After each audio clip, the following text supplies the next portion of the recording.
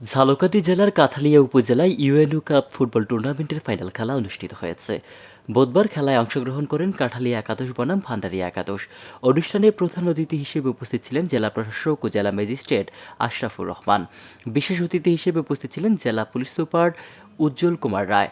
এতে সভাপতিত্ব করেন উপজেলা নির্বাহী কর্মকর্তা জহিরুল ইসলাম। এছাড়াও রাজাপুর উপজেলার নির্বাহী অফিসার উপস্থিত ছিলেন। খেলা দেখার জন্য বিভিন্ন দলের রাজনৈতিক নেতৃবৃন্দ, সরকারি কর্মকর্তা, ব্যাংক কর্মকর্তা, শিক্ষক সমাজ, ব্যবসায়ী ছাড়াও সাংবাদিক, সুশীল সমাজের নেতৃবৃন্দ এই খেলায় উপস্থিত ছিলেন।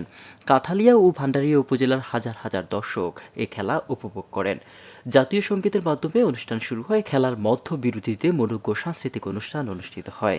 খেলায় গোলশূন্য ড্র হওয়াতে খেলা গড়ায় ট্রাইব্রেকারে। ফলাফল ভান্ডারিয়া একাদশ ০-২ ও কাঠালিয়া একাদশ ০-৪।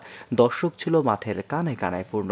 খেলাটি স্পন্সর করে আলেয়া অ্যাপলসের কর্ণধার মোহাম্মদ আওয়াল হোসেন। কাঠালিয়া থেকে সিরাজুল ইসলাম রনির রিপোর্ট, আমার বার্তা।